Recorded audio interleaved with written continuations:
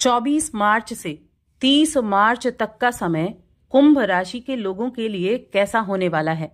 जय माता दी दोस्तों, आप सभी का स्वागत है हमारे YouTube चैनल अमृता एस्ट्रो में। और इस वीडियो में मैं बात कर रही हूं इस मार्च माह के अंतिम सप्ताह के कुंभ राशि फल के बारे में। देखिए, ये जो सप्ताह है, इस सप्ताह में कुछ ऐसे ग्रहों का योग संयोग बनने वाला है जो 30 वर्ष के बाद बनेगा। और ये जो कई ग्रहों की युति आपके दूसरे घर में होने वाली है, ये बहुत महत्वपूर्ण रहेगी इस सप्ताह के अंत में। तो देखिए, मार्च के आखिरी सप्ताह की मैं बात कर रही हूं। यहां सबसे पहले चीज तो है कि गजकेसरी योग बनेगा, क्योंकि इस सप्ताह में चंद्रमा और गुरु दोनों एक दूसरे से केंद्र भाव में रहेंगे। तो इस महीने का अंतिम गजकेसरी योग हो गया ये, तो जो बहुत ही अच्छा होता है, बहुत ही शुभ रहता है। और बड़े ग्रहों के परिवर्तन, नक्षत्रों की स्थितियां, इन दोनों में भी बदलाव होने वाला है।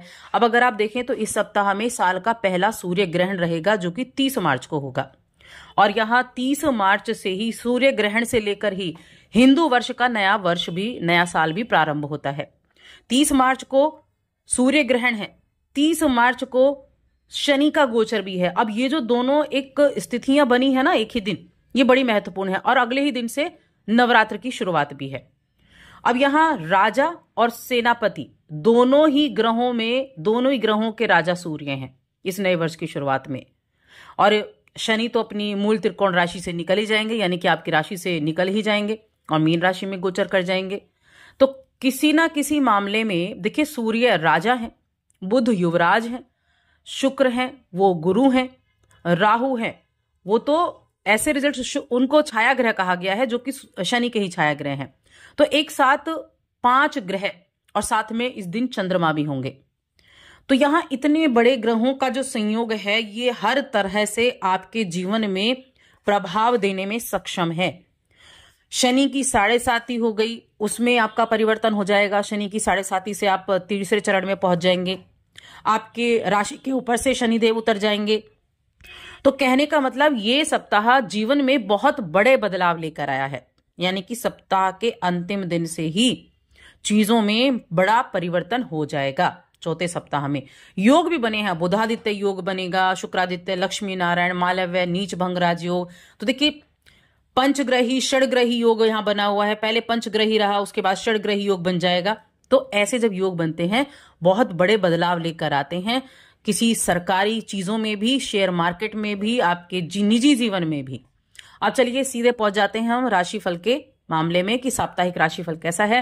लेकिन आगे बढ़ने से पहले छोटा सा निवेदन, चैनल पर पहली बार आए हैं और अभी तक चैनल को सब्सक्राइब नहीं किया है तो चैनल को सब्सक्राइब जरूर कर लें। कुंभ राशि की मैं बात कर रही हूं। सप्ताह की शुरुआत से लेकर अगर हम चलें तो देखिए, केतु तो आपके कन्या राशि में है और ये छोटी मोटी हेल्थ संबंधी प्रॉब्लम दे सकते हैं। मैं कहूंगी बड़ी प्रॉब्लम नहीं, छोटी मोटी देंगे। छोटी मोटी कुछ कोल्ड हो गया या फीवर हो गया तो थोड़ा सा लापरवाही ना करें बस, ताकि वो चीजें बड़ी ना बने। थोड़ा योगा अभ्यास करते रहें, एक्सरसाइज वगैरह करते रहेंगे तो अच्छा रहेगा। और एक चीज जरूर याद रखें, क्योंकि धन और समय दोनों की कद्र करना आपको सीखना होगा। देखिए, 2 चीजें हैं। समय सबको बराबर मिलता है, उस समय पर आप क्या कार्य करते हैं, कितना अधिक फोकस चीजों को लेकर रहते हैं, वो आपके आगे के भविष्य को तय करता है। तो धन और समय दोनों की कद्र करें। जो भी आपका वक्त चल रहा है, उस वक्त के अनुसार चीजों पर फोकस करें। आपके जीवन के कई सारे क्षेत्र इस समय अवधि में प्रभावित होने वाले हैं।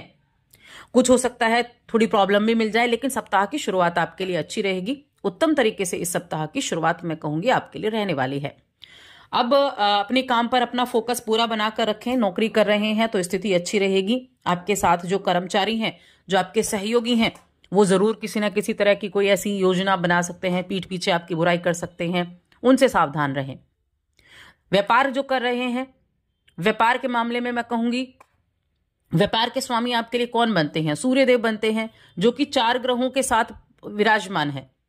अब व्यापार में थोड़े मिले जुले प्रभाव जरूर देखने को मिलेंगे, लेकिन कहीं ना कहीं जब आप एफर्ट कर रहे हैं तो उसका रिजल्ट भी आपको देखने को मिलता है। जो पुराने आपके किए गए कार्य हैं, उनका आपको रिजल्ट मिलेगा। सप्ताह की शुरुआत तो शानदार रहेगी, कार्य में गति भी बनी रहेगी, अपने कुछ पुराने परिचितों से मुलाकात भी होगी और हाँ, धन प्राप्ति का योग भी बनेगा। देखिए, मंगलवार और बुधवार का जो दिन होगा वहां थोड़ा सा सावधानी रखनी है। बेवजह के खर्चे आ सकते हैं या बेवजह की अड़चने आ सकती हैं। होता है ना कि काम सही से चल रहा है, अचानक से अड़चन आ गई, पता ही नहीं चला कैसे आई, जिससे काम में विलंब हो सकता है। तो थोड़ा सा कंट्रोल करें, अपनी हर एक चीज पर फोकस करके चलेंगे तो चीजें आसानी से हो जाएंगी। गुरुवार शुक्रवार का दिन अच्छे दिन रहेंगे, लोगों का सहयोग भी मिलेगा, कामकाज भी अच्छा चलेगा और इन 2 दिनों में धन के आगमन के संकेत भी सबसे ज्यादा रहेंगे। कब? गुरुवार और शुक्रवार के दिन। अपनों से मुलाकात होगी, मित्रों से मुलाकात होगी। अगर कोई कानूनी विवाद वगैरह चल रहा है तो वहां भी सफलता मिलने के चांस बनेंगे। देखिए, शनिवार का दिन सबसे ज्यादा शुभ रहेगा आपके लिए। खुशखबरी मिलेगी, योजनाएं भी सफल होंगी और नए किसी चीजों पे खर्चा भी होता दिख रहा है कि कुछ ना कुछ घर से रिलेटेड चीजें आपकी खर्चा आप कर सकते हैं, कुछ खरीदारी कर सकते हैं, लेकिन इनकम ठीक ठाक है। और जॉब कर रहे हैं तो कोई ऐसा चांस भी आपको मिल सकता है कि प्रमोशन का चांस बन जाए। शिक्षा की मैं बात करूं, देखिए पढ़ाई में अगर यहां देखा जाए तो आपको ऐसा लगेगा कि चीजें जो आपको चाहिए वो कम है, लेकिन अगर आप उनको ठीक से देखेंगे और आपको अगर किसी के सहयोग की आवश्यकताएं लेंगे तो वो चीजें अच्छी हो जाएंगी। उन लोगों की मैं बात करूं जो इस राशि के वो छात्र छात्राएं जो विदेश जाने की सोच रहे हैं, तो बहुत अच्छा है, बहुत अच्छे रिजल्ट मिल सकते हैं। प्रयास जरूर करें, खुद को अपने लक्ष्य की तरफ केंद्रित करके आपको रखना होगा और जितना अधिक आप अपनी पढ़ाई पर ध्यान देंगे उतना ज्यादा मैं कहूंगी रिजल्ट मिलने की संभावनाएं भी आपके लिए बनती हुई दिखाई दे रही हैं। अब यहां प्रेम जीवन, वैवाहिक जीवन की बात करें तो पारिवारिक जीवन तो सुखद रहेगा, प्रेम जीवन में भी नयापन आएगा, कोई आपके लिए रिश्ता वगैरह आ सकता है, उसके भी चांसेस आपके लिए बन रहे हैं। और अगर बात की जाए गृहस्थ जीवन यानी कि विवाहित लोगों के लिए, तो वहां उनको अपने खर्चों पर ध्यान देना होगा क्योंकि खर्चा हो सकता है। देखिए, आपके सप्तम भाव का स्वामी जो कि दूसरे घर में 12वीं राशि होती है, मीन राशि में विराजमान, तो ये थोड़ा सा खर्चों को बढ़ा सकता है और थोड़ा मिला जुला प्रभाव वैवाहिक जीवन में आपको देखने को मिल सकता है, तो थोड़ा सा बस ध्यान देने की आवश्यकता है। अब बात की जाए अगर 30 तारीख की, तो देखिए ये सबसे महत्वपूर्ण दिन है क्योंकि एक तो आपकी राशि के स्वामी का गोचर है, शनि की 7.5 का तीसरा चरण होगा और सूर्य ग्रहण भी है। साथ में एक ही राशि में कई ग्रहों का मौजूद होना जो आपके अलग अलग क्षेत्रों के कारक भी हैं, अलग अलग क्षेत्रों से लाभ देने वाले, अलग क्षेत्रों का प्रभाव देने वाले होते हैं। यहां शनिदेव, इनका राशि बदलना, देखिए शनिदेव अनुशासन, जिम्मेदारी, ये सभी चीजें दिखाते हैं, कड़ी मेहनत दिखाते हैं, लेकिन इनका अभी इस दिन का जो प्रभाव रहेगा, सूर्य ग्रहण की अगर मैं बात करूं, देखिए सूर्य ग्रहण भारत में दिखाई नहीं देगा, सूतक काल भी नहीं लगेगा, लेकिन जो ग्रहण हुआ है उसका रिजल्ट जरूर मिलता है। तो थोड़ा सा इस दिन टफ डे मैं कहूंगी, थोड़ा समय आपके लिए रह सकता है, आगे आने वाले कुछ दिन आपके लिए थोड़ा सा टफ रह सकते हैं। किन मामलों में? दूसरे भाव में आपके यहाँ ये ग्रहण लगेगा, दूसरे भाव में शनिदेव जाएंगे, तो कुटुंब के बीच में किसी बात को लेकर, कुटुंब के साथ बात करते समय थोड़ा सा अपनी वाणी पर नियंत्रण बनाकर रखेंगे, तब समय आपके लिए अच्छा हो सकता है।